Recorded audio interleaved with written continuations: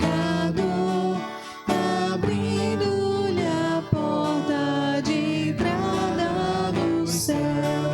Exultai, exultai, de todos louvar a Jesus Salvador, a Jesus Redentor. A Deus demos glória, porquanto do céu seu Filho bendito por nós todos deu. Ó graça real, foi assim que Jesus, morrendo, seu sangue por nós derramou. Herança nos céus com os santos em luz, comprou-nos Jesus, pois o preço pagou.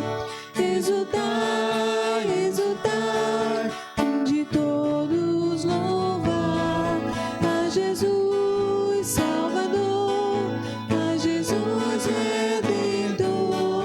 A Deus demos glória, porquanto no céu seu Filho bendito por nós todos deu.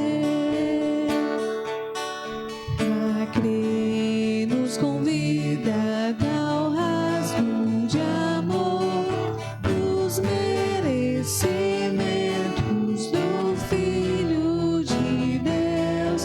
E quem, pois, confia no seu Salvador, vai vê-lo sentado na glória dos céus. Exultai, exultai, de todos louvar a Jesus Salvador, a Jesus Redentor. A Deus demos glória, porquanto do céu seu Filho bendito por nós todos deu.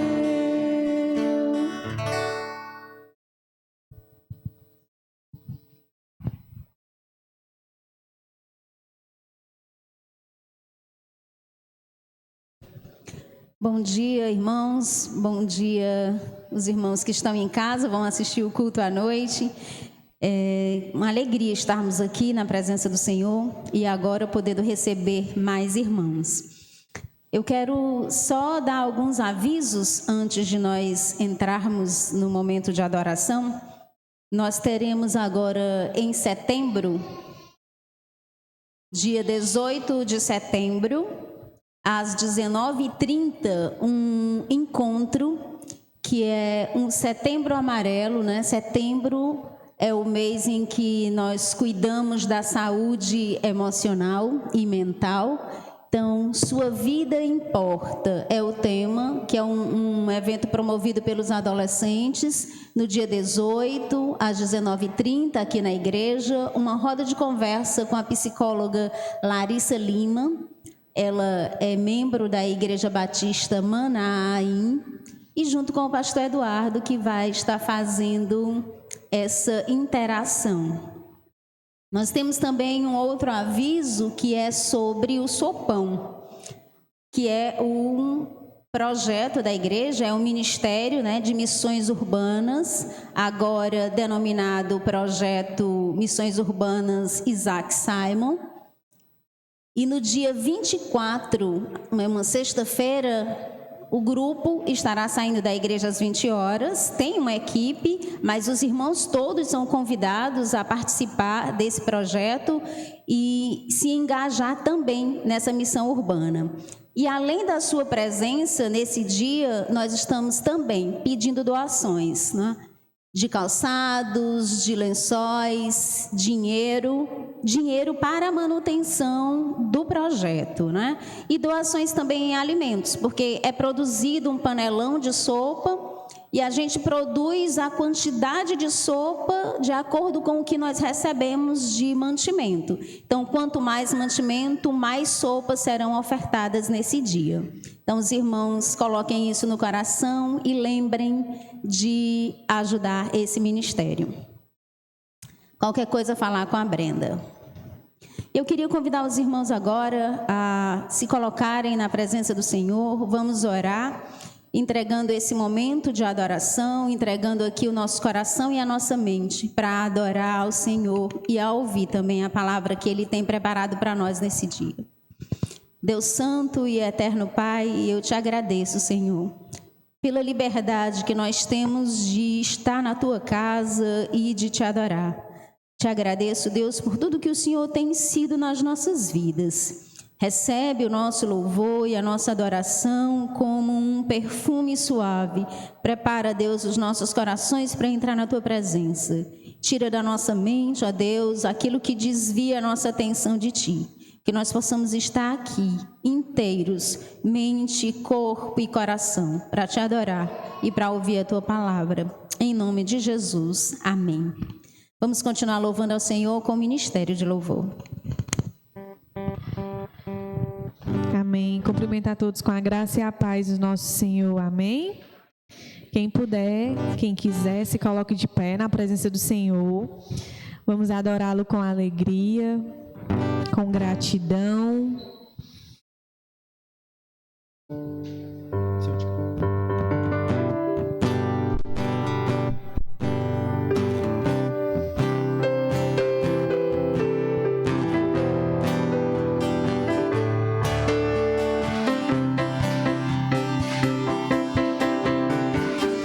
Silêncio, tu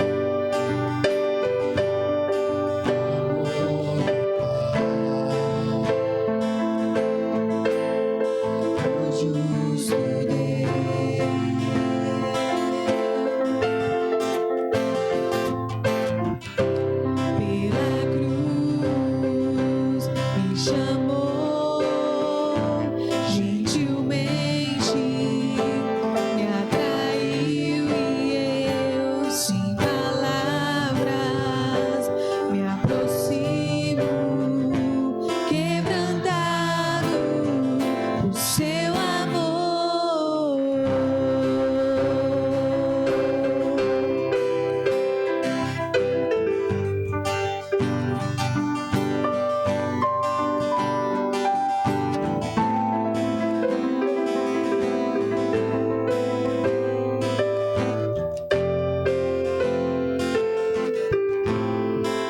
Imerecida vida, de graça recebi, por sua cruz, da morte me livrou, trouxe minha vida. Eu estava condenado, mas agora pela cruz eu fui reconciliado.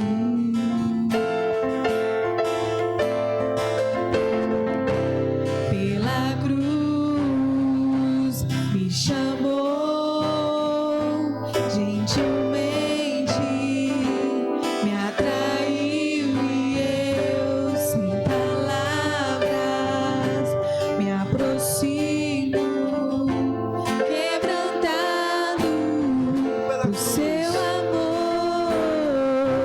Pela cruz me chamou,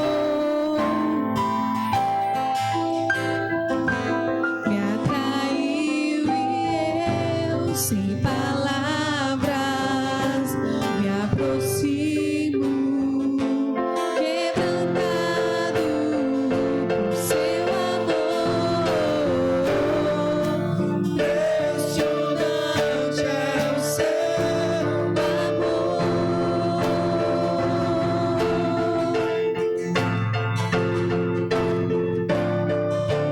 Me redimiu e me mostrou quanto é fiel.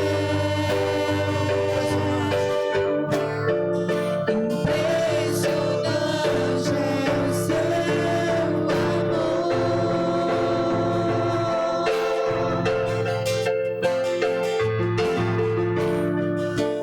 Me redimiu e me mostrou o quanto é fiel.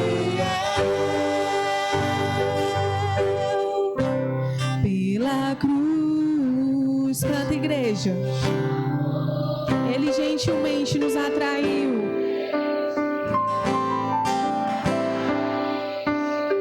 Sem palavras, Senhor.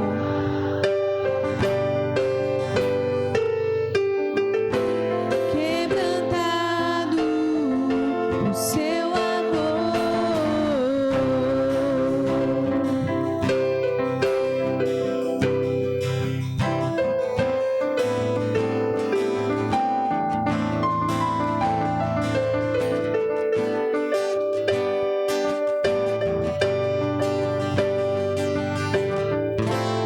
Quebrantado por seu amor. Obrigada, Senhor.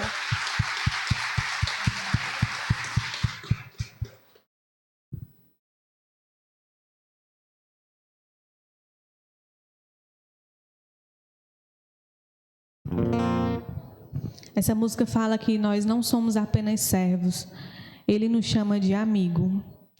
E quão bom é quando o Senhor olha para nós e nos chama de amigo, não é verdade? Todos os nossos amigos podem um dia nos decepcionar, mas o Senhor nunca nos decepciona. Amém?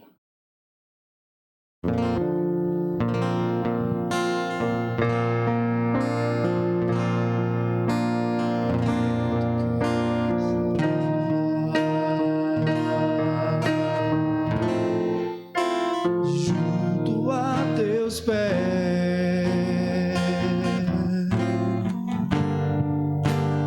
pois prazer maior não há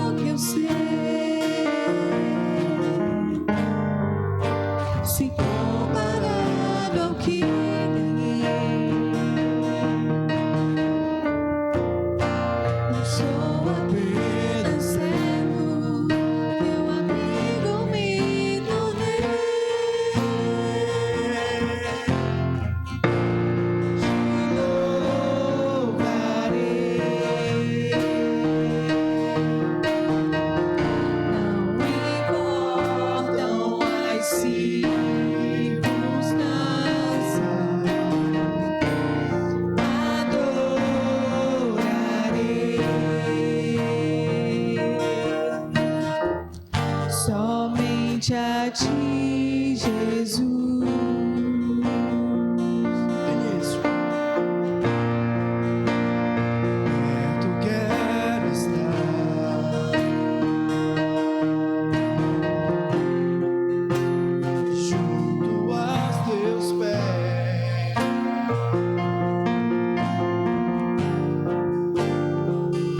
Prazer maior não há.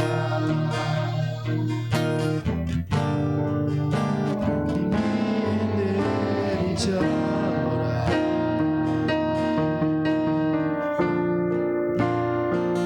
Tudo que há em mim,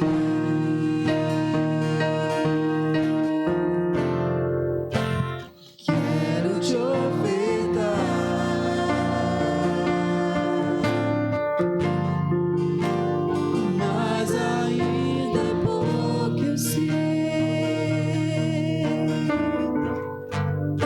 Se comparado ao que ganhei, sua bênção.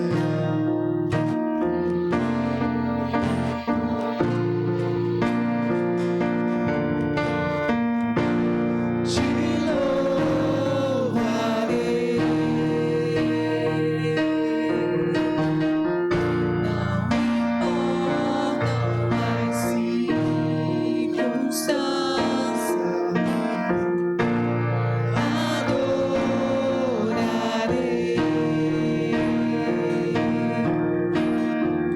Somente a ti, Jesus.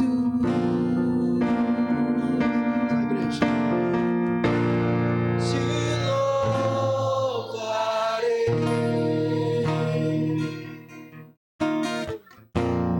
Não importam as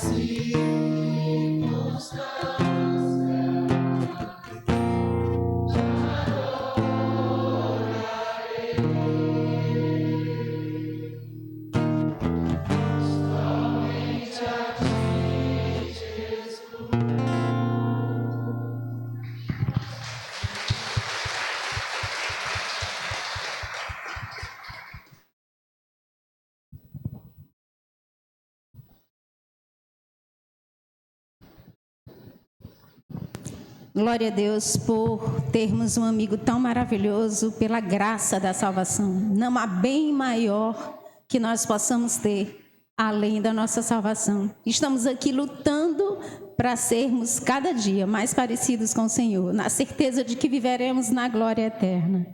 Os irmãos sentaram, mas eu quero convidar vocês a ficarem novamente em pé. Nós vamos fazer uma leitura bíblica que está no livro de Efésios, capítulo 1, e nós vamos fazer essa leitura entre homens e mulheres, tá bom? E assim, os homens lerão o verso 13 e as mulheres lerão o verso 14. Combinados assim? Então, é um recado de Paulo para os crentes, todo esse texto. Então, os homens lerão o verso 13 e as mulheres o 14.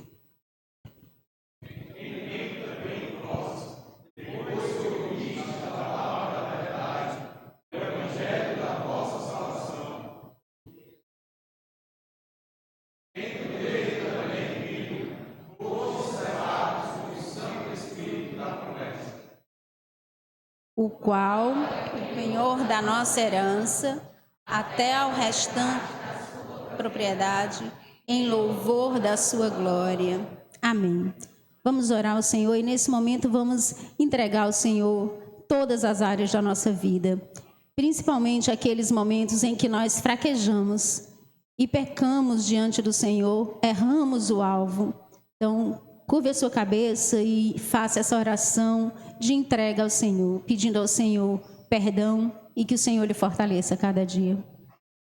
Senhor Deus, amado Pai, quero entrar na Tua presença, Deus, com o meu coração quebrantado e te pedir, Senhor, olha para nós e enxerga, Deus, o que o Senhor tem preparado.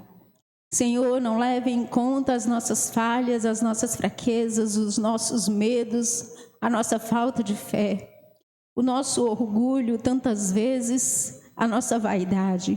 Senhor, nos perdoa.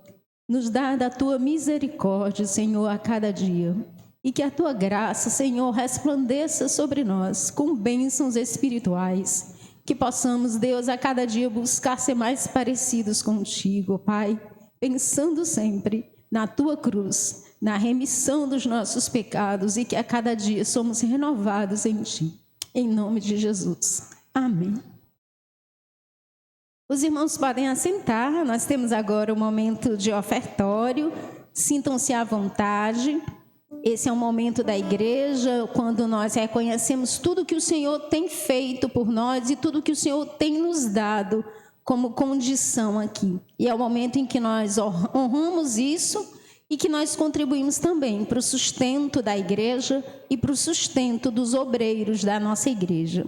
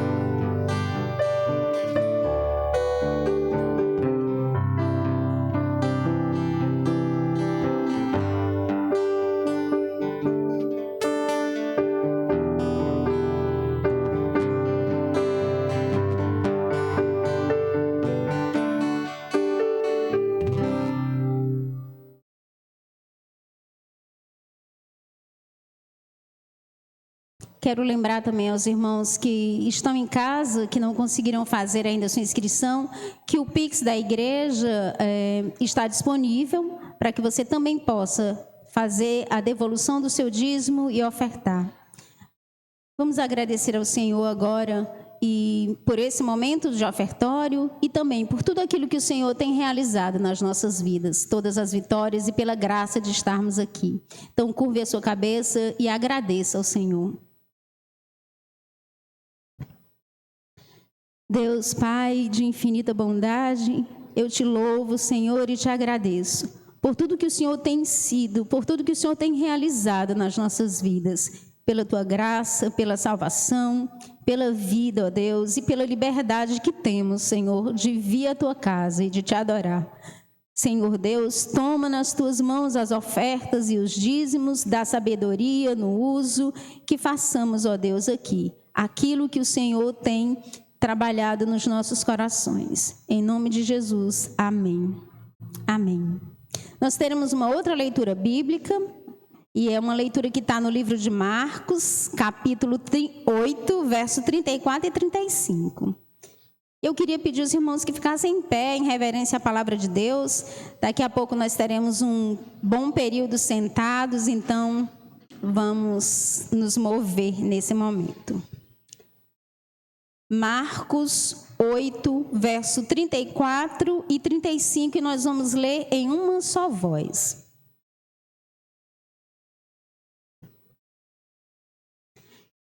E diz assim a palavra de Deus: Então, convocando a multidão e juntamente os seus discípulos, disse-lhes: Se alguém quer vir após mim, a si mesmo se negue. Tome a sua cruz e siga-me. Quem quiser, pois, salvar a sua vida, perdê-la-á. E quem perder a vida por causa de mim e do Evangelho, salvá-la-á. Amém. Os irmãos podem assentar. Nós temos agora um momento de intercessão. E esse é o momento em que nós entregamos nas mãos do Senhor aquilo que tem tirado a nossa paz em alguns momentos. E é o momento também de nós colocarmos diante do Senhor todas aquelas pessoas que nós conhecemos e sentimos no coração o desejo que elas tenham a mesma alegria que nós temos. Quero também pedir que os irmãos orem pelos nossos irmãos que estão doentes, né? Que o Senhor possa trabalhar nos corações e que a cura maior seja a cura espiritual para além da cura física.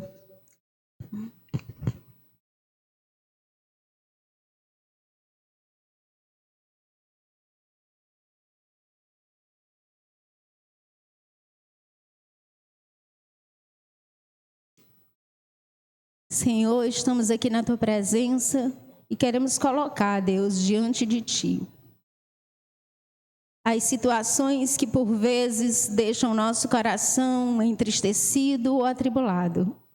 E para isso, Deus, eu te peço que o Teu Espírito Santo traga paz aos nossos corações e a confiança de que é o Senhor quem luta por nós e é o Senhor quem cuida de nós a todo instante. Deus, quero te pedir também, Senhor, por aquelas pessoas que ainda não te conhecem, que precisam ter o encontro verdadeiro contigo. Senhor, trabalha nos corações, que o Teu Espírito Santo visite e os convença, ó Deus, do seu erro, do seu pecado e principalmente, Deus, que faça o Senhor abrir o coração para Ti e conhecer a alegria de Te servir e ser Teu. Senhor, visita os nossos irmãos que estão enfermos, que sofrem com dores. Passa a Tua mão, ó Deus, e alivia as dores físicas, Senhor, e que nesse momento eles possam encontrar, Pai, a paz, o refrigério em Ti, e que estejam, Pai, diante de Ti, buscando a Tua face. Em nome de Jesus. Amém. Vamos ter um momento musical.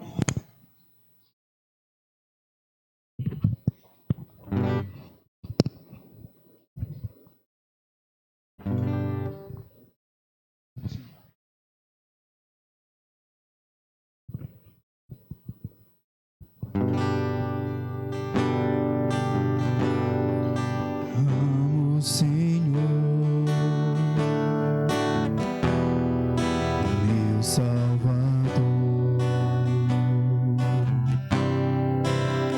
Anelo pelo junto a mim. Minha esperança é Tua palavra que jamais desamparou.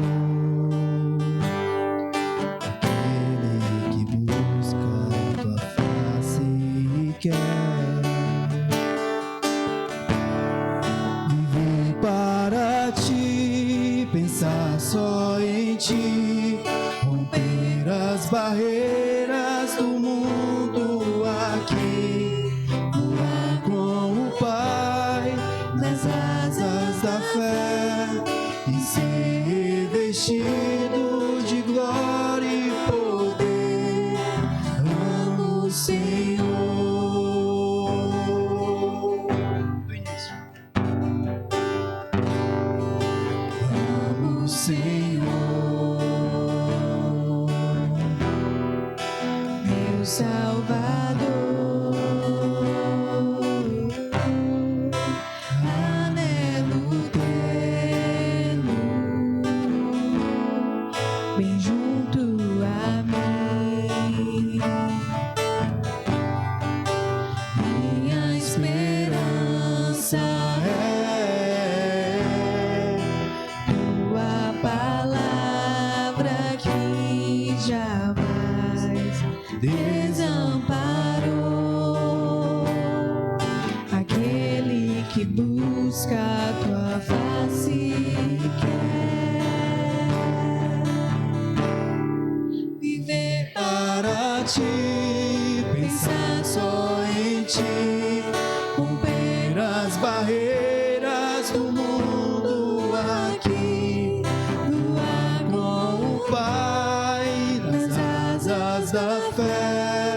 ser revestido de glória e poder, viver para ti, pensar só em ti, romper com as barreiras do mundo aqui, voar com o Pai nas asas da fé e ser revestido de glória e poder. Amo o Senhor.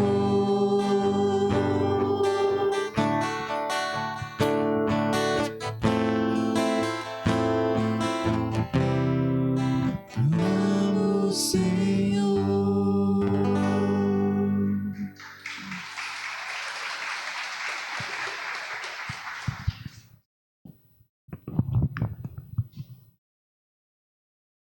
Glória a Deus, né? Que bom. Vamos convidar o pastor Tiago, vai trazer a mensagem nessa manhã.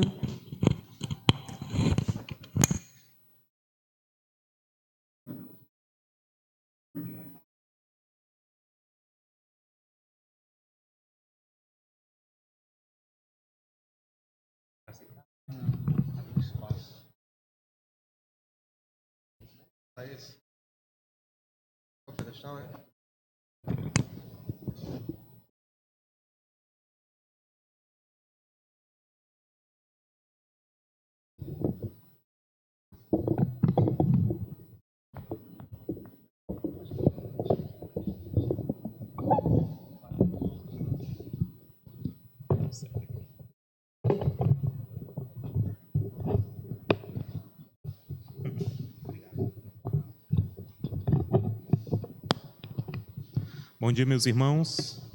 A paz e a graça do Senhor a todos. Amém. Bendito seja o Senhor. Graças a Deus, estamos aqui nesta manhã de domingo. Aqueles que cultuam ao Senhor por intermédio das mídias sociais estarão ouvindo esse sermão à noite. Que Deus abençoe também, para a glória, no nome do Senhor Jesus Cristo. Meus queridos irmãos, com muita alegria que ontem nós lançamos a nossa biblioteca aqui na igreja, a biblioteca João Eduardo de Lima Cruz, né? O nome do pastor. Que bom, foi o nome escolhido. E que Deus abençoe esse trabalho, a todos que estiveram envolvidos. E algum jovem, adolescente que esteja aqui essa manhã, que esteve envolvido em todo esse ministério, que Deus abençoe ricamente. Mas eu gostaria de mencionar aqui uma palavra de gratidão para uma pessoa específica, nossa irmã Adriana, que prontamente se dispôs a nos ajudar na cantina, naquele delicioso cachorro-quente, né? Que preparou. Minha irmã, que Deus abençoe ricamente sua vida, para a glória do nome do Senhor Jesus. Tá bom? Meus irmãos, vamos para o texto da palavra de Deus, 1 Tessalonicenses, capítulo de número 2, verso 1 ao verso de número 8. 1 Tessalonicenses, capítulo de número 2, verso 1 ao verso de número 8. Dando sequência à nossa série de exposições.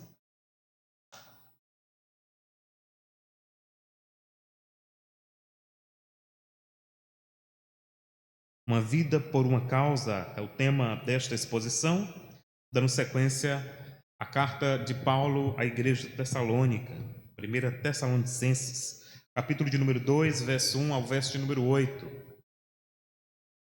Na semana passada encerramos o capítulo 1.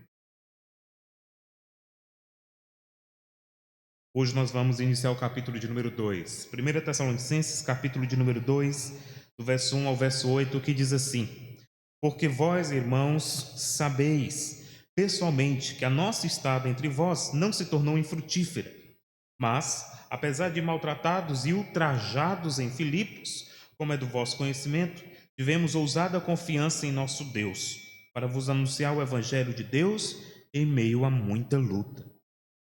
Pois a nossa exortação não procede de engano, nem de impureza, nem se baseia em dolo. Pelo contrário, visto que fomos aprovados por Deus, a ponto de nos confiar a Ele o Evangelho, assim falamos, não para que agrademos a homens, em si a Deus, que prova o nosso coração. A verdade é que nunca usamos de linguagem de bajulação, como sabeis, nem de intuitos gananciosos. Deus disto é testemunha. Também jamais andamos buscando glória de homens, nem de vós, nem de outros. embora pudéssemos, como enviados de Cristo, exigir de vós a nossa manutenção. Todavia, nos tornamos carinhosos entre vós, qual ama que acaricia os próprios filhos. Assim, querendo-vos muito, estávamos prontos a oferecer-vos não somente o Evangelho de Deus, mas, igualmente, a própria vida. Por isso que vos tornastes muito amados de nós. Somente até aqui, carta de Paulo aos Tessalonicenses, capítulo 2, do 1 ao 8. O texto em questão, ele trabalha o ponto da integridade no ministério, o ministério íntegro para a glória de Deus. Esse texto é daqueles textos que um pastor, quando vai pregar, ele corta mais o coração do pastor do que, com certeza, o coração da igreja, porque é um texto que trata especificamente de questões relacionadas ao ministério, à liderança cristã. Mas é bom aprender com a palavra de Deus, é bom aprender com a experiência de Paulo, e eu tenho certeza que você, de alguma forma ou de outra, também será edificado com o conteúdo que temos em mão. Mas vamos entender o contexto, alguns aspectos contextuais da carta, para assim nos situarmos no texto em si e entendermos toda a dinâmica do verso 1 ao verso de número 8. O ponto que é o seguinte: Paulo está distante da igreja tessalônica, como já foi com certeza tratado aqui.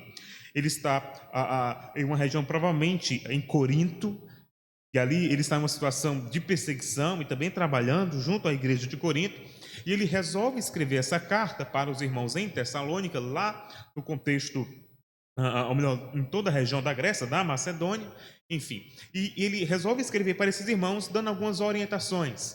Então, no capítulo 1 que nós temos, elogios de Paulo, são 10 versículos, Paulo elogiando a igreja, tanto da forma como eles vivem dentro das quatro paredes, e na segunda parte, como eles são conhecidos por todo aquele mundo, tanto a parte do norte, que é a Macedônia, quanto a parte do sul, que é a Caia. E agora, no capítulo 2, o que nós temos aqui? Nós temos uma defesa do ministério de Paulo. Todo o capítulo 2 de 1 Tessalonicenses é uma defesa da liderança e do ministério apostólico de Paulo. E por que essa defesa? E aí, daqui a algumas 2, 3 semanas, nós vamos para o capítulo 3 e 4, são alguns ensinamentos concernentes à vida cristã. Mas tratando de capítulo 2, por que Paulo aqui apresenta uma defesa? Ele está sofrendo algum ataque? E a questão é, provavelmente sim. Provavelmente Paulo está sendo caluniado, difamado, estão, como nós dizemos no popular, né, queimando o filme de Paulo lá em Tessalônica. Ele não está lá para defender diante daquelas acusações. Então, a forma como ele tem para se defender daquelas acusações é enviando uma carta para aqueles irmãos, para que assim, essa carta, ao ser lida diante da comunidade, no culto público, esses irmãos entendam perfeitamente quem é Paulo e porque ele tem um ministério íntegro para a glória de Deus. Então, o que nós temos aqui é uma confissão de Paulo atestando sua integridade no ministério. Ele sofria ataque de seus inimigos que questionavam e colocavam em xeque o seu ministério. E uma vez que o apóstolo não tinha oportunidade, ele teve de escrever. E aqui nós temos 1 Tessalonicenses, capítulo de número 2. E qual é a grande questão aqui? Provavelmente falsos apóstolos ou até mesmo irmãos estavam questionando o ministério de Paulo. Vamos tentar lembrar como é toda a situação de Paulo e a igreja tessalônica. Paulo ele planta essa igreja em 3 semanas. Alguns estudiosos vão dizer que leva até o período de 2 meses e meio. Mas, se você se atém ao testemunho de Atos, você vai ver que Paulo, por 3 sábados consecutivos, ele prega na sinagoga em Tessalônica, e a partir dessas pregações, desses encontros, uma igreja estabelecida. Então nós temos uma igreja plantada em tempo recorde, 3 semanas. E aí, tempo depois, ele escreve esta carta para dar testemunho do que Cristo tem feito na vida dos irmãos. Mas agora, como ele está distante, ele teve que literalmente fugir de Tessalônica em virtude da perseguição. Alguns irmãos começaram a colocar em xeque e dizer assim: olha, será se verdadeiramente Paulo é um apóstolo de Cristo? Porque ele fugiu na hora da perseguição. Mas lembrando que ele fugiu não porque ele era um covarde, ele fugiu porque a igreja entendeu que era melhor que ele fugisse do que ficasse ali, fosse preso, e aí o ministério de Paulo ia acabar de forma trágica, né? E sabemos que de fato o ministério de Paulo acabou de uma forma muito delicada por causa do seu martírio sobre a liderança política do imperador Nero. Então, o que acontece? Esses irmãos estavam questionando: olha, ele passou pouco tempo aqui, logo nos deixou, ele não ama essa igreja não. Ele passou aqui 3 semanas e foi embora para Corinto, está lá do lado sul e não vem mais nos visitar. Em vez de visitar, enviou Timóteo, que é o auxiliar dele. Então as pessoas começaram a colocar em xeque o amor de Paulo. Começaram a dizer, não, eu sei por que Paulo não passou muito tempo aqui conosco. Porque ele queria dinheiro. Ele queria era dinheiro. E como a igreja aqui estava no contexto de perseguição, uma situação difícil, e não tinha como dar boas ofertas a Paulo, aí ele pulou fora e foi para uma outra região, porque está interessado no lucro. Ou seja, você pensa que a acusação de que pastor só pensa em dinheiro é algo apenas dos nossos dias? Não. É bem verdade que nós temos muito maus exemplos por aí. Eu não estou negando isso. Mas se tem um mau exemplo aqui, é porque nós temos o quê? O bom exemplo, para você usar como parâmetro de medida. Mas isso já acontecia nos dias de Paulo. Pessoas acusavam ele de que ele estava interessado era no lucro. Há quem dissesse também, provavelmente, que Paulo estava interessado nas mulheres da igreja. Aí você acha que a acusação de que o pastor da igreja está interessado nas mulheres da igreja ou nos maus testemunhos que tem por aí? Pois é, esse também era o ponto de Paulo aqui. Provavelmente alguém estava insinuando, olha, ele estava interessado nas mulheres aqui em Tessalônica, mas como ninguém deu bola para ele, ele pulou fora e foi lá para Corinto. Então, provavelmente essas eram as acusações contra Paulo. A pergunta é, de onde é que você tirou essas acusações, pastor? Pela resposta de Paulo à igreja tessalônica, pelo que ele pontua aqui, pelo que ele diz. Então, com base no seu argumento, nós chegamos à conclusão que essas foram as questões, porque são justamente esses pontos que Paulo toca ao escrever o capítulo 2 em defesa da sua vida cristã, em defesa do seu ministério. Bom, a pergunta que temos a fazer diante desse texto é, ok? Vamos lá. Quais as características de um ministério aprovado por Deus? Ou quais as características de um cristão aprovado por Deus? Uma vez que a palavra se aplica a todos aqueles que estão inseridos no contexto da igreja. A resposta é um ministério que suporta a oposição, ou uma vida que suporta a oposição. Eu vou ficar fazendo esse contraponto aqui, ministério e vida cristã. Verso 1 ao verso número 2, vamos lá? Olha o que ele diz. Porque vós, irmãos, está escrevendo para a igreja tessalônica, observe o que ele diz agora, sabeis. Esse termo vai se repetir muitas vezes em todo esse texto. Paulo vai apelar à consciência desses irmãos, o testemunho desses irmãos, a convivência com esses irmãos, para que ele afirme a sua defesa. Porque vós, irmãos, sabeis pessoalmente que a nossa conduta, a nossa estada entre vós não se tornou infrutífera. Ou seja, é óbvio, por 3 semanas ele conseguiu plantar uma igreja em Tessalônica, é extraordinário. Quantas pessoas passam tempo no processo de plantação de igreja, né? Passam anos trabalhando. Queira Deus que tivesse esse recorde, né? Eu mesmo, no processo de plantação de igreja, que eu estive envolvido aqui no bairro próximo, que é o Nova Metrópole, nós passamos ali quase 3 anos no processo de plantação, e é tanto que eu tive que sair da igreja para assumir uma outra igreja, ainda não foi organizada, e um outro pastor teve que assumir, mas estão lá, estão caminhando agora para a organização, graças a Deus. Mas Paulo aqui bateu o recorde, ele sabe que essas 3 semanas foram frutíferas, porque de fato a igreja ficou estabelecida, ele está dizendo para os irmãos, vejam, eu sei que foi 3 semanas que eu passei aí, mas vocês me conheceram muito bem, eu convivi com vocês, vocês viram as minhas fraquezas, viram também as minhas virtudes, a ponto de que eu saí e Deus abençoou a obra nesse lugar, vocês sabem que essa obra ela floresceu. E olha o que ele diz agora no verso 2, mas apesar de maltratados e ultrajados em Filipos, como é do vosso conhecimento, novamente ele usa a palavra relacionada ao saber, ao conhecer, ao vosso conhecimento, tivemos ousada confiança em nosso Deus, para vos anunciar o evangelho de Deus em meio a muita luta. 2 palavras usadas por Paulo para demonstrar a intensidade de seus sofrimentos, aqui no verso 2. O termo maltratados e ultrajados. Antes de Paulo chegar em Tessalônica, por onde ele passou? Ele passou pela cidade de Filipos. Você sabe a carta aos Filipenses? Pois é, a carta aos Filipenses que Paulo escreveu quando estava preso, também é direcionada a uma igreja de uma das viagens missionárias de Paulo, que ele plantou durante essas viagens. E antes de chegar a Tessalônica, ele passou por Filipos e a situação em Filipos foi caótica, porque quando Paulo chega lá, Filipos, que é a primeira igreja em solo europeu, até então as igrejas estavam no contexto no continente asiático. Agora Paulo, ele passa por Filipos e lá ele sofre uma terrível perseguição. Ele está caminhando pelas ruas da cidade, uma adivinhadora chega e diz: olha, este aí é o servo dos Deus Altíssimo. Parece até um elogio, mas de alguma forma estava colocando em risco a vida do apóstolo. E ele vai lá e nós conhecemos aquele caso de libertação, exorcismo pelo ministério de Paulo, a pessoa é liberta, mas aqueles homens que ganhavam com aquela adivinhadora ficaram revoltados.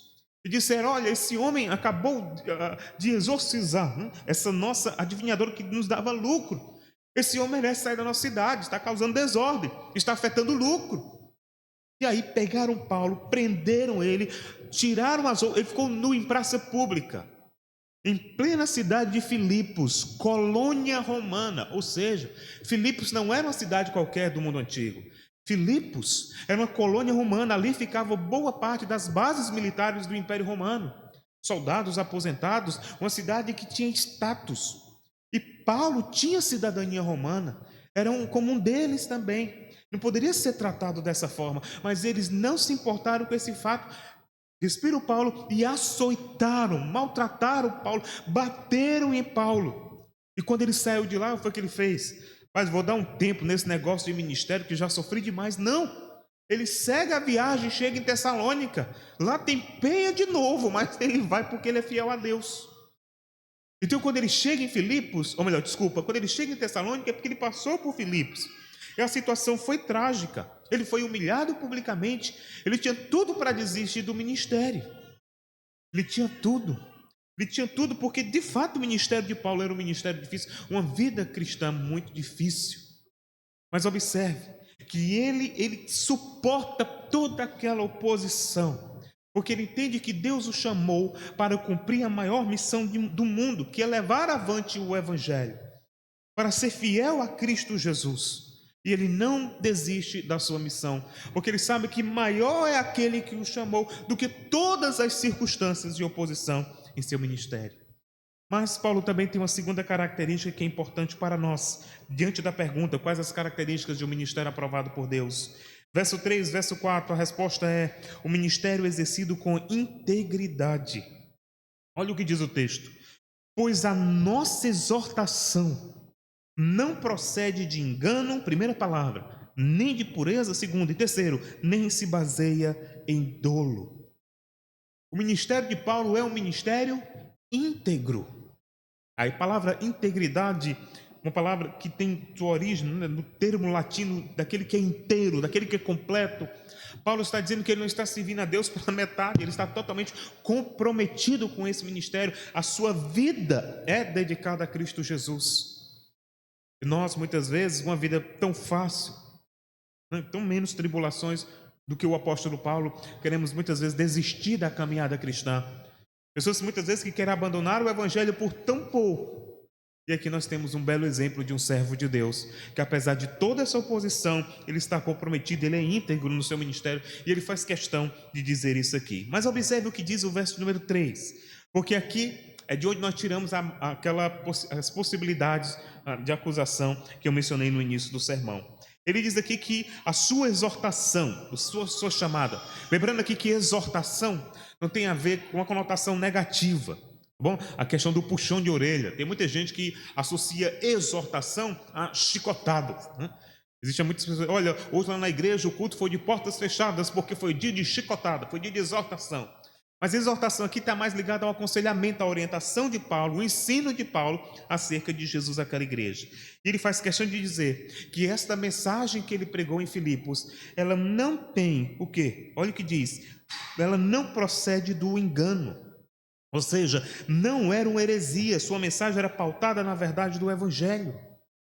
Paulo pregou em Tessalônica a verdadeira e pura mensagem do evangelho de Cristo. Não tinha erro, não tinha engano, ele não estava ali para ludibriar as pessoas. Paulo estava ali para pregar fielmente a mensagem do Senhor Jesus Cristo. Não era para enganar ninguém. E por que ele faz esse contraponto aqui? Porque em Tessalônica tinha um grupo de homens que andavam nas ruas discursando, mas o seu discurso era uma mera enganação. Quais eram esses homens? Os sofistas. Ou seja, um partido, digamos assim, filosófico, muito comum em toda a Grécia, já nesse período, ou melhor, principalmente nesse período, que andava em praça pública com a sua oratória, sua retórica, com as suas linhas de argumentação, e eles falavam tão bem que eles criavam discípulos e até mesmo escolas sofistas.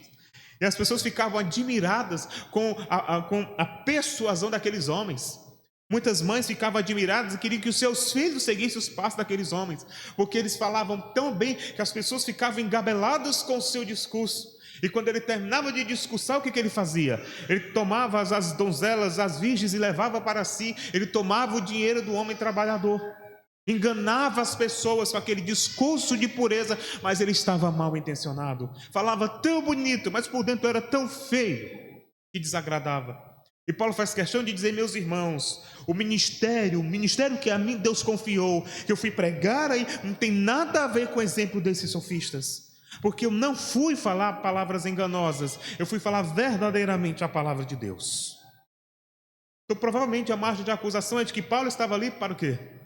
Como qualquer outro sofista, para enganar o povo. E Paulo disse, não fui para enganar a igreja, eu fui para pregar o evangelho. Uma segunda colocação ainda no verso 3, ele diz, a nossa exortação não procede de impureza. Paulo parece ter sofrido alguma acusação que visava difamar sua imagem e comprometer sua integridade moral. O termo grego para impuros dá a entender uma ligação com práticas imorais relacionadas à sexualidade. Essa também era uma das características dos sofistas. Eles chegavam na cidade, se engabelavam as pessoas, principalmente as moças, que logo se envolviam sexualmente com os sofistas. E que de cidade em cidade ele acabava engabelando mais moças e por aí vai. E aquele histórico de imoralidade sexual. Paulo faz questão de dizer, meus irmãos, o tempo que eu passei aí, eu não procedi de impureza, não tive pensamentos impuros a respeito de ser ninguém. Eu não aproveitei minha posição de liderança, de pastorado, de influência, de apóstolo, para ludibriar mulher nenhuma. Vocês são testemunha disso. Eu não usei minha posição de liderança para se sobrepor o emocional de mulher alguma. Antes, eu fugi de tudo isso, eu não busquei isso. E vocês sabem muito bem. E a igreja, de fato, não só a igreja tessalônica, como a igreja de Corinto, a região de Éfeso, a região da Galácia, aqueles que caminharam com Paulo como Silas, Timóteo e muitos outros, Marcos, Lucas, Apolo, eles sabiam do testemunho de Paulo que de fato era um homem com boas intenções. Meus queridos irmãos, assim deve ser um ministro de Deus, assim deve ser o cristão, alguém que de fato tem um coração puro e que não está se enveredando pelos caminhos da promiscuidade sexual. E aí vou falar da realidade do meu grupo, né, o grupo de pastores. E quanto maus testemunhos, maus exemplos nós temos por aí de pastores que se enveredaram pelo caminho da imoralidade sexual e arruinaram seu ministério, difamaram o nome de igrejas. Nós precisamos rogar a Deus que Deus guarde os fiéis servos do Senhor Jesus Cristo.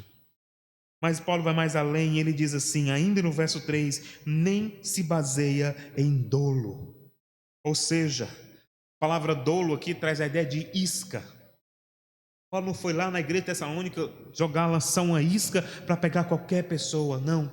O seu ministério, de fato, é um ministério para agradar a Deus, e ele diz isso no verso número 4. Veja comigo.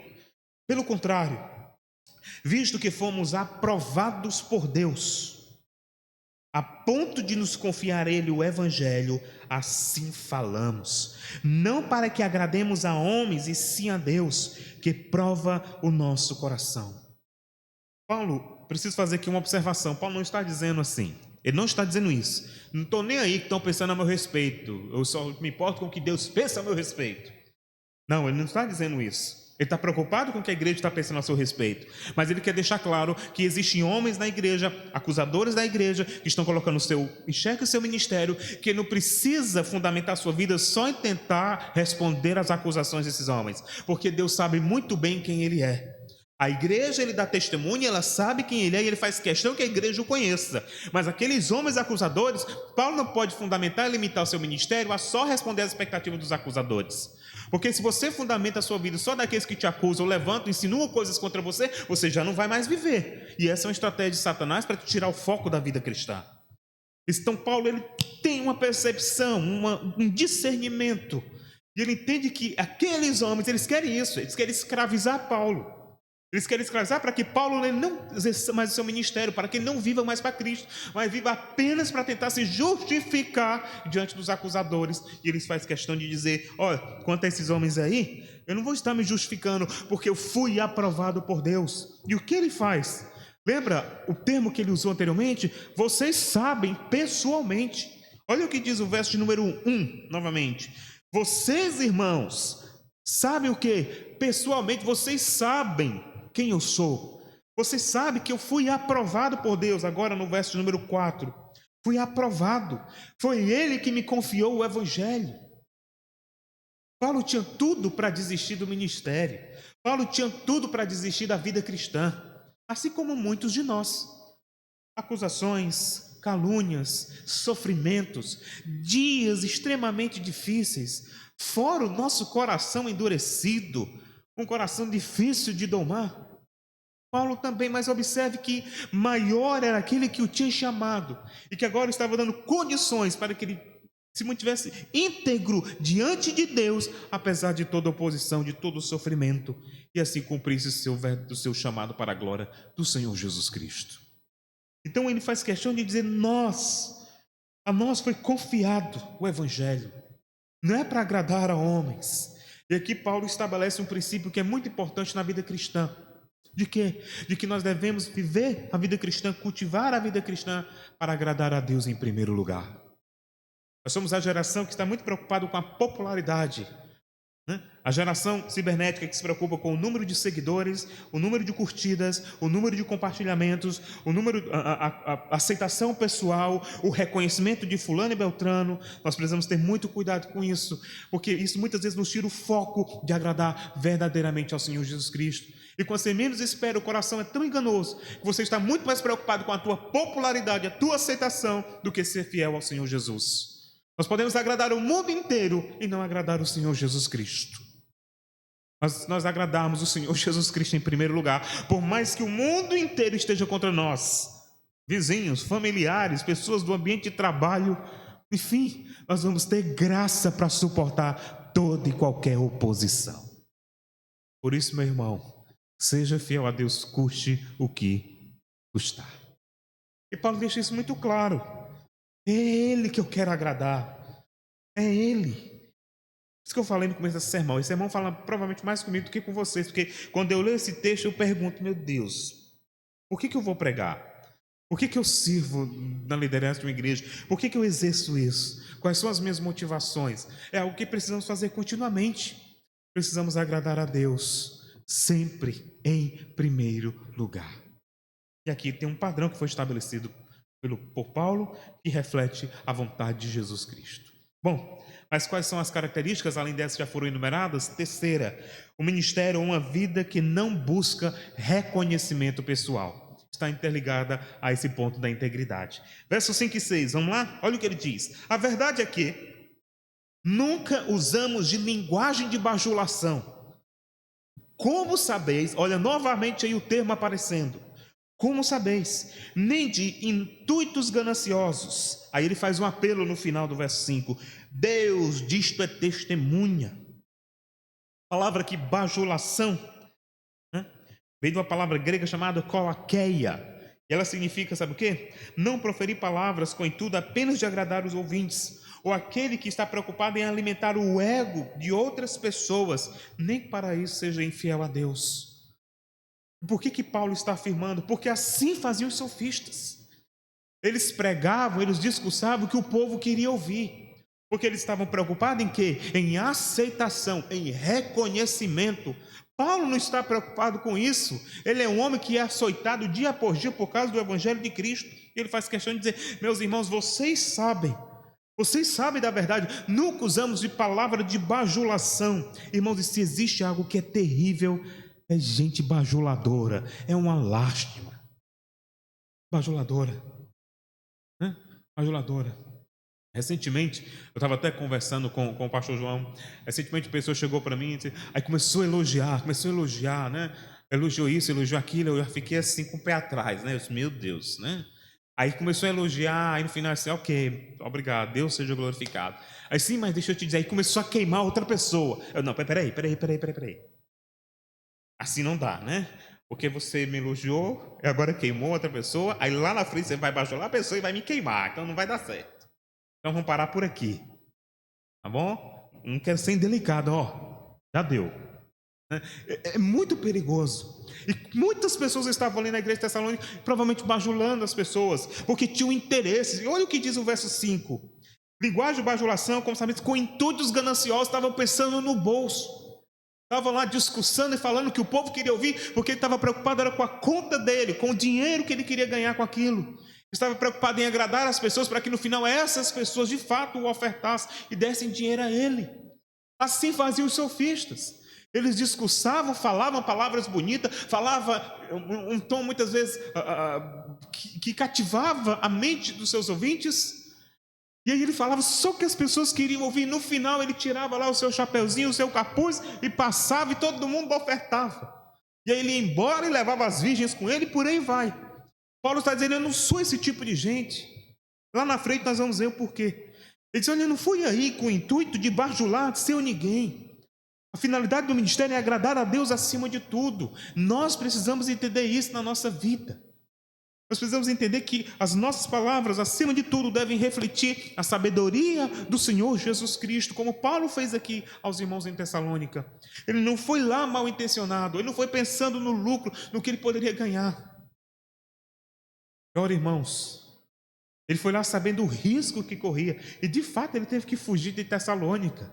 Porque, de fato, o circo pegou fogo em Tessalônica, prenderam o irmão Jason, essa história está lá em Atos capítulo 17, e aí depois Jason paga uma fiança, e ele volta para casa, e novamente a igreja se estabelece. Então, Paulo tinha motivos para não ir a Tessalônica, mas foi pregar lá, não era para o intuito ganancioso. Ele faz questão de dizer a esses irmãos, meus irmãos, vocês sabem que eu preguei para vocês, não foi pensando no dinheiro e no bolso de vocês, vocês sabem muito bem, que isso jamais passe na mente de vocês. E olha, irmãos, como é atual esse texto de Paulo, no contexto em que nós vivemos, de tantos escândalos em nosso país, no que se refere ao evangelho, no que se refere ao pastorado de muitas igrejas.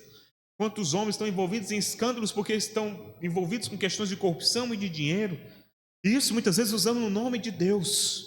Mas nós precisamos entender que Deus tem os seus homens fiéis e íntegros, que não sucumbem às tentações desse mundo.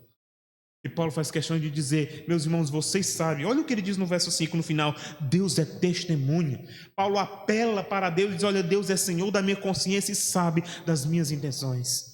Que em nenhum momento eu me deixei ser levado pelas tentações. E aqui Paulo está resumindo o seu argumento naqueles princípios que ferem a ética cristã: dinheiro, sexo e poder. Está dizendo, olha, o dinheiro não me comprou, não fui tentado e me cedi às questões sexuais, eu não estive pensando em poder, não. Ele mesmo disse que aprendeu a viver contente em toda e qualquer situação, inclusive na escassez. Ele está dizendo, eu vivi escassez lá em Filipos, mas eu estava lá. Então, meus queridos irmãos, nós temos aqui um exemplo para todos nós. O cuidado que devemos ter com a ganância, com a avareza, com as inclinações deste mundo, porque isso pode afetar a nossa vida cristã. E ele faz questão, Deus é testemunha. Vocês sabem muito bem disso, de que eu não fui aí com intuito ganancioso, mas o meu coração estava voltado para o Senhor. Verso 6, olha o que ele diz, também jamais andamos buscando glória de homens, nem de vocês e nem dos outros. Ele não estava preocupado com a exaltação do seu nome. Ele não estava preocupado aqui com a glória do seu nome. Paulo conclui seu raciocínio no verso 6 dizendo que não buscou aplausos dos de fora da igreja ou até mesmo dentro da igreja. Seu ministério não buscava popularidade, fama e aceitação dos homens, mas tinha como finalidade agradar a Deus. Paulo sabia muito bem que esse era o seu chamado. Ele não estava preocupado com fama, com reconhecimento. Isso é tão latente em nossos dias. Muitas vezes estamos sempre em busca disso, sempre em busca de ter algum tipo de reconhecimento. Essa semana eu estou lendo um livro chamado Exercita-te na Piedade. Eu recomendo para qualquer irmão ler. Ele é muito bom, fala sobre caráter cristão, de Jerry Bridges, da editora Monergismo. E essa semana eu li um dos capítulos que fala sobre contentamento. E o Jerry Bridges, o teólogo Jerry Bridges, ele trabalha 2 tipos de contentamento na vida cristã. O primeiro é o contentamento com as posses. Ele diz que precisamos ter muito cuidado, porque as posses podem nos tirar o foco de Deus e da eternidade. O segundo, o contentamento com a posição, de não querer usurpar e querer estar em um determinado lugar quando Deus não nos chamou. Deus não nos colocou lá. Precisamos entender que Deus tem um lugar para cada servo dele em sua obra. E não existe, na verdade, graus de importância para com ele, mas sim de responsabilidade para com o outro. Mesmo serviço que qualquer pastor, qualquer pessoa serve pregando a palavra, para Deus é o mesmo valor daquele que está ali na recepção verificando temperatura, vendo a lista daqueles que estão inscritos. Porque o que importa não é a glória da posição que nós ocupamos, mas que o nome de Cristo venha a ser glorificado em tudo o que fazemos. Em tudo o que fazemos. Quantos homens, quantos crentes do passado foram fiéis a Deus em seu serviço, em sua vida cristã, e nós nem sequer conhecemos, nem sequer estudamos, né? Eu que gosto muito de biografia cristã, gosto muito de conhecer a vida dos servos de Deus do passado, e é uma paixão que eu tenho de ler biografias. E aí cada vez que eu leio, eu descubro uma pessoa que eu nem sequer conhecia, o que essa pessoa fez, eu fico admirado, né? De tantas pessoas que viveram para Deus, serviram a Deus e nem sequer conhecemos. E que serviram a Deus em seus vilarejos, em sua região de periferia, em países longínquos, e nós não conhecemos, mas o Senhor sabe exatamente quem é fiel a Ele. Tem no seu livro, o livro da vida, o nome daqueles que foram fiéis a Ele em toda a sua peregrinação. E é isso que precisamos entender. Nesse mundo muitas vezes nós teremos calúnia e difamação, nesse mundo muitas vezes nós teremos sofrimento, oposição, mas aqueles que são fiéis a Cristo e dedicam as suas vidas a Jesus, por eles serão reconhecidos e recebidos na eternidade. O que nos espera é melhor do que nós podemos vivenciar aqui. A vida aqui é difícil, a vida aqui é complicada, irmãos. A vida aqui é os trancos e barrancos, mas Deus vai nos concedendo graça, mas na eternidade nós encontraremos a razão de tudo aquilo que nós passamos nessa vida, para a glória do Senhor Jesus Cristo. Então, aguenta mais um pouco, segue firme para agradar o Senhor Jesus. Ele tem todo o controle e sabe exatamente como tudo vai finalizar no final de todos os processos, né? De tudo aquilo que nós estamos passando por aqui. Bom, por fim, qual é a característica do ministério de Paulo quanto à igreja tessalônica que serve de parâmetro para nós? É um ministério também alicerçado no amor.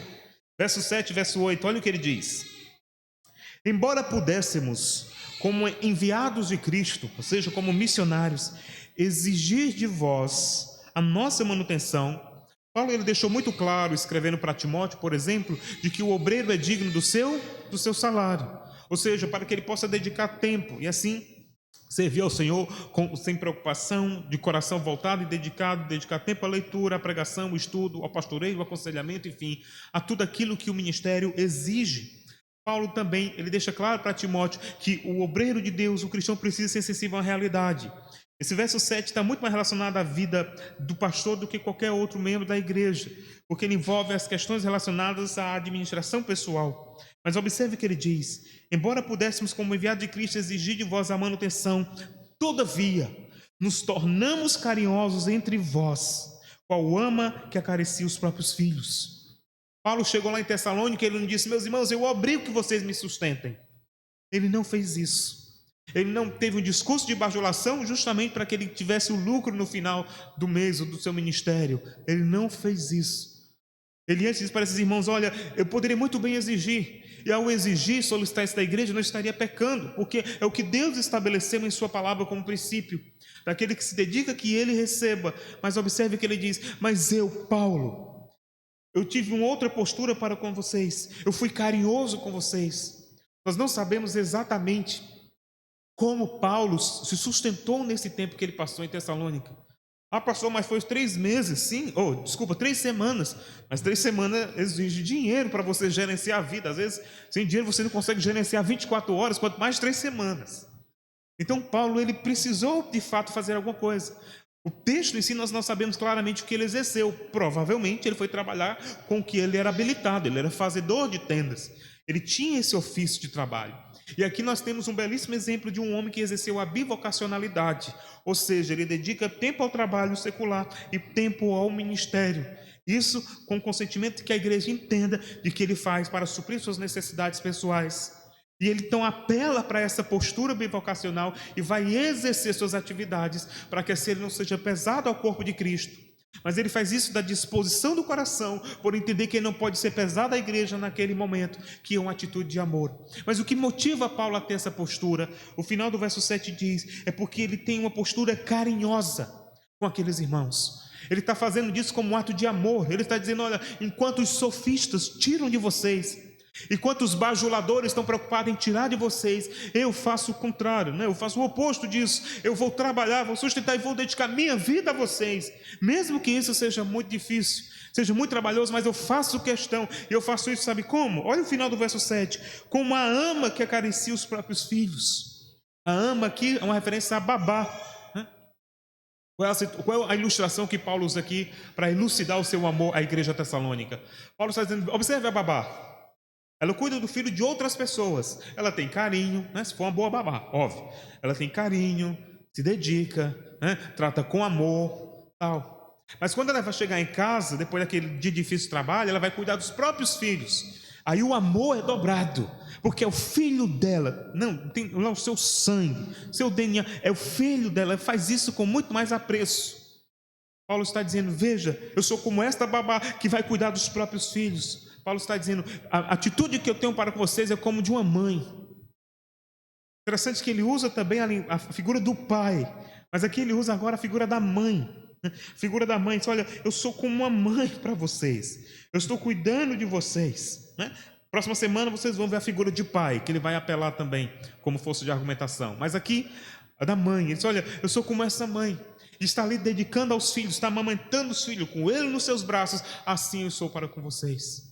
Eu estou aqui porque eu os amo e eu quero que vocês fiquem bem e caminhem, cresçam e cheguem à maturidade cristã.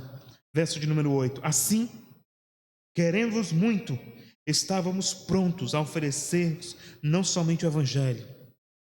E aqui nós temos uma bela confissão de Paulo, mas igualmente a própria, o quê? O que é que tem aí?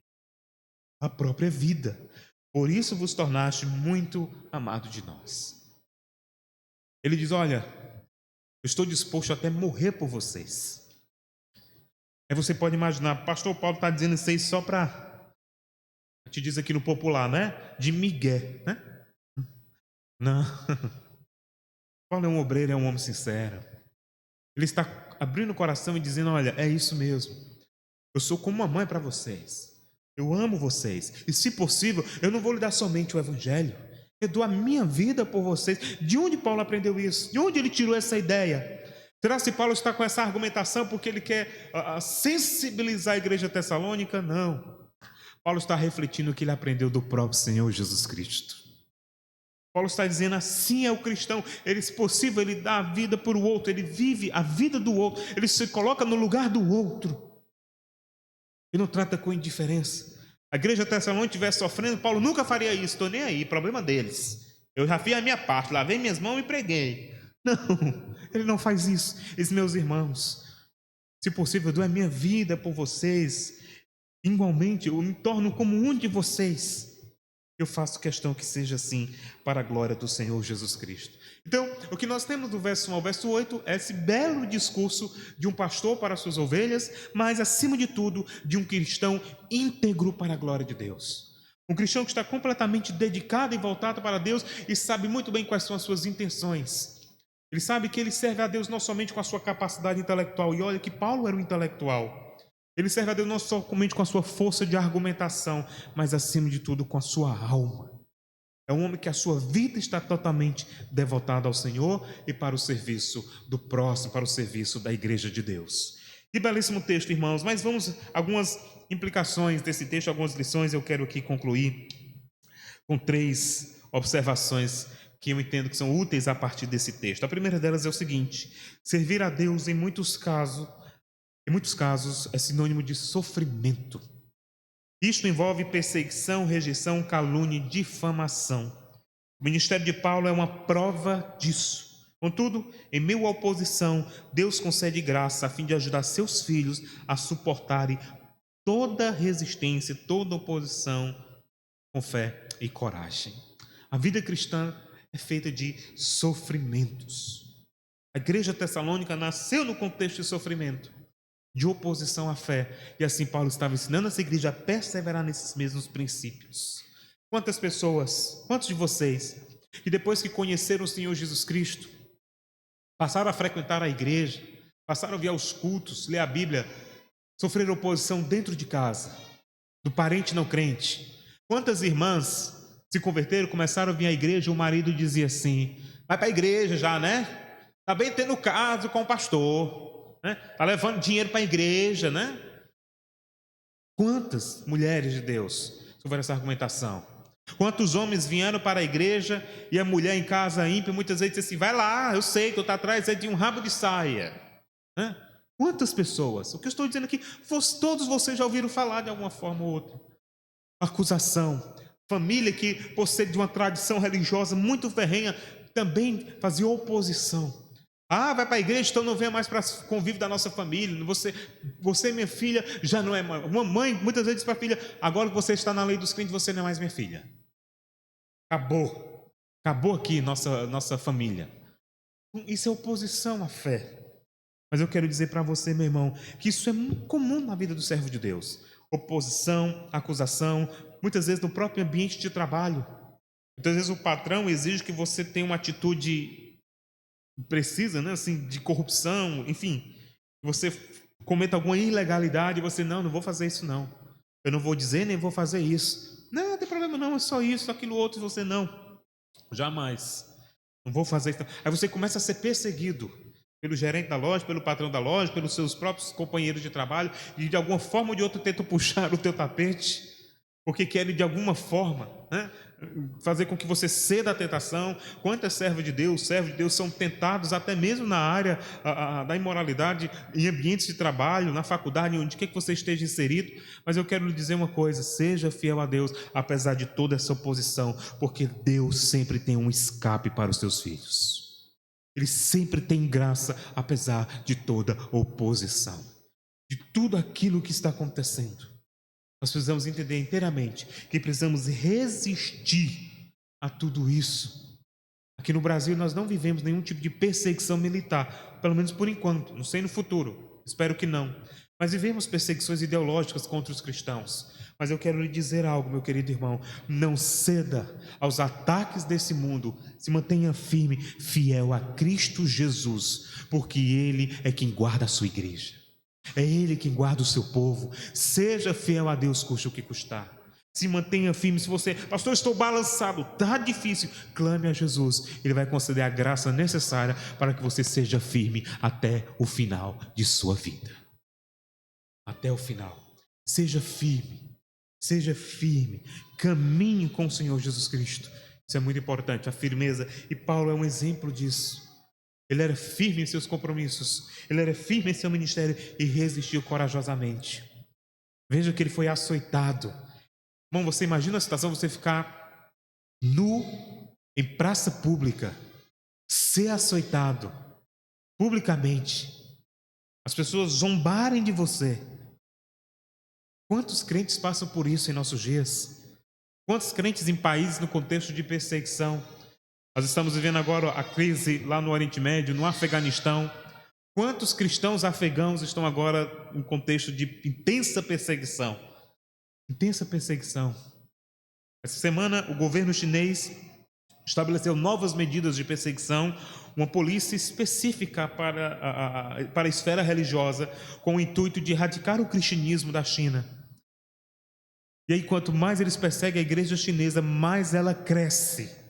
Sabe o que é isso? Porque crentes estão firmes em seu compromisso com o Senhor. Firmes. Fazer uma correção, falei China, Coreia do Norte, desculpe. A Coreia do Norte. Ou seja, estão firmes no seu compromisso com o Senhor Jesus Cristo. Sabe o que é isso? É porque Deus concede graça quando nós enfrentamos oposição ou sofrimentos na vida. Porque a sua graça nos basta. Amém. Segunda lição desse texto: não servimos a Deus apenas com os nossos dons e nossas habilidades, não é apenas uma questão de capacidade intelectual. Envolve vida e caráter. Deus exige daqueles que lhe servem, acima de tudo, integridade. Para tudo na vida, integridade é fundamental. Nós vivemos em um contexto em nosso país onde a corrupção se tornou algo corriqueiro. E nós até já fazemos piada com atos de corrupção. Você basta ver qualquer humorista que vai fazer piada com o contexto político no Brasil e vai ter aquela conotação da corrupção. A gente já está tirando a brincadeira, né? Aí a gente ri com isso, quando na verdade deveríamos chorar com isso. Porque você vê que nível que nós temos no nosso país, onde a integridade é algo raro de se ver. Quer uma prova? Fulano de tal estava caminhando, pegou um Uber. Aí esqueceu lá a maleta, tinha dinheiro. Aí o Uber pegou lá a maleta, em vez de ficar com o dinheiro, foi atrás da pessoa que tinha esquecido na corrida, entrou em contato, entregou para a pessoa. No outro dia, onde é que ele está? Uber. Na capa do jornal, dando entrevista. Né? Uber, né? Entrega dinheiro de passageiro que esqueceu no banco de trás, tal. E está lá. É legal isso? É um exemplo, é um bom exemplo. Motiva. Mas por que é matéria? Porque o nível de integridade é baixíssimo no nosso país. E muitas vezes, muitos crentes se admiram disso, né? Se alegram nisso. Mas observe, meu ponto aqui é que isso precisa ser corriqueiro, não matéria de jornal. Porque integridade é aquilo que Deus requer de todos aqueles que lhe servem. Integridade em tudo. Se você, meu irmão, é um comerciante, seja íntegro no seu negócio. Nada de gambiarra.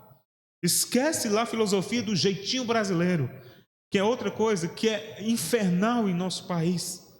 É a questão da manobra, né? Da malícia, da malandragem. Pare com isso. Seja íntegro. Preserve isso. Peça graça a Deus. Você, por exemplo, como eu, né? Eu fui parado numa blitz, estava contando para o Gifone, né, Gifone? Fui parado numa blitz no começo de agosto. E aí, os homens me levaram assim para o canto escuro, começaram a fazer pressão. Pois é, vai ter que sair alguma coisa, assim, vai sair só oração, né, dentro de mim, né? Aí eu fiquei lá. E aí, não, isso aí, me disseram assim, olha, tem aplicativo de banco no teu celular? Eu tenho, acessa aí. Aí eu, ok. Quanto é que tu tem? Aí já é demais, né, meu? Aí, graças a Deus, serviço indisponível. Não dá. Aí fiquei lá. Me pararam numa via, me levaram assim para um lugar tão escuro ali no Cambeba. Eu vim de Aquiraz, tinha ido dar aula no seminário. E aí fui parado ali na Washington Soares, me levaram para um trecho no Cambeba, que é onde está lá incendiando agora ali por ali, né? Meu Deus do céu, o que vão fazer aqui comigo, né? Vou virar um mártir aqui no Ceará. Né? E fico lá, pressão e nada. E aí, abre o banco do carro, abre maleta, abre isso, aquilo, outro, tal, né? E aí, com esse meu gol, né? Meu Deus, eu tinha vergonha, né? Ele olhando assim, meu Deus do céu, né? Aí quando eu olhou lá a mala, tinha uma Bíblia, um notebook e vários livros de história da igreja, assim, você é o quê? Eu sou pastor e professor. Tá certo. Ok, então. Aí eu fiquei parado, né? Aí, vai ficar aí. Aí eu, tá bom. Aí, tem que sair alguma coisa. Aí eu, calado fiquei, né? Passei 35 minutos nisso. Aí no final disse, vai para casa, não olha nem para trás. Eu, tá bom, boa noite. Aí eu vim para casa, né? Meu Deus do céu, cada situação que a gente passa na vida. Mas eu quero lhe dizer com isso é o seguinte, irmãos, vale a pena você ser íntegro a Deus. Vale a pena você ser íntegro nos seus relacionamentos, porque Deus lhe dá graça. Deus lhe dá graça para suportar toda e qualquer oposição. E Paulo faz questão de dizer isso. Seja íntegro no seu casamento com a sua esposa, com seu esposo, minha irmã. Seja íntegro nos seus relacionamentos na igreja, no uso com o dinheiro. Seja íntegro. E Deus vai te conceder a graça necessária para esta vida. Porque de corrupção já basta. Nós somos a luz deste mundo. E Jesus precisa brilhar por meio de nós. Bom, olha que texto interessante do missionário Jim Elliot. Jim Elliot foi um missionário aqui no Equador. E tem um filme muito bom que eu já estou indicando muita coisa. Eu indiquei livro, vou indicar um filme. O nome do filme Terra Selvagem, mas não é um novo que saiu agora, não, é um antigo, tá bom? Terra Selvagem, que conta a história de Jim Elliot, é muito legal. Olha o que ele diz aqui em um dos seus diários. Em qualquer obra espiritual, o caráter do obreiro influi grandemente na qualidade da obra, mas o mesmo não acontece em outros serviços. Muitos poetas são imorais, mas escreveram lindas poesias. Muitos músicos Eram indecentes, mas compuseram lindas canções. Já na obra de Deus, isso não pode acontecer. Paulo fazia referência ao seu próprio caráter e ao seu modo de viver para confirmar o que dizia aos Tessalonicenses. Tanto na sua vida privada quanto na vida pública, Paulo era um homem que se esforçava para viver com integridade. E é isso o que se espera de cada servo do Senhor. Que Deus nos encontre no caminho da integridade para a glória do seu nome. E por fim, para nós encerrarmos, embora sejamos tentados a agradar os homens, inclusive omitindo verdades bíblicas concernentes à vida cristã, precisamos ser cristãos autênticos e pensar na glória de Deus, na sua aprovação acima de tudo. Meu querido irmão, essa deve ser uma característica de todo servo de Deus, buscar a aprovação do Senhor, que o Senhor olhe para nós e nos aprove, mesmo diante de tudo aquilo que nós vivemos. Entenda que as tentações e as provações não visam destruir a nossa fé, mas fortalecer a nossa vida e moldar o nosso caráter. E no final das contas, Deus dirá para nós: você foi aprovado porque você resistiu e foi firme na hora do sofrimento. Em tudo isso, o nome de Cristo será glorificado. Que a nossa luz, a luz de Cristo por meio de nós, brilhe neste mundo e que trilhemos o caminho da integridade, mesmo vivendo no país da corrupção. Que Deus nos abençoe. Amém. Vamos orar? Vamos fazer um pedido nessa oração? Senhor, me ensina o caminho da integridade. Ensina, Senhor, a trilhar o caminho da honestidade, para que a minha vida seja, de fato, uma vida que glorifique o Teu nome em tudo o que eu fizer. Me ensina, Senhor, a suportar a oposição. Peça isso a Deus. Nós vamos orar nesse momento.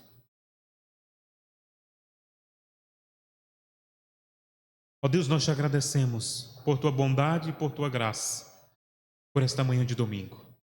Senhor, como é bom começar a semana vindo à Tua casa. Depois de uma semana de muito trabalho, de muitas notícias, muitas vezes difíceis, de momentos delicados, de situações constrangedoras. Quantos, ó Deus, chegaram aqui esta manhã depois de uma semana muito complicada, com seus problemas familiares, seus problemas emocionais, seus problemas financeiros, seus problemas, ó Deus, na família, enfim, em todas as áreas da vida. Como é bom, ó Deus, poder chegar em Tua casa, prestar culto ao Teu nome e receber refrigério do céu. E ser chamado a viver uma vida íntegra, pura, uma vida dedicada ao Senhor Jesus Cristo. Senhor, existem muitas áreas das nossas vidas, ó Deus, que precisamos melhorar, é verdade. Existem muitas áreas que precisam ser moldadas. Eu falo por mim, ó Deus, e tenho certeza que cada um dos meus irmãos também traz à memória áreas de sua vida que precisam ser transformadas. E nós te pedimos, Senhor, Tu nunca desististe de nós, antes nos elegeu, nos predestinou em Teu Filho, e aqui hoje nós estamos.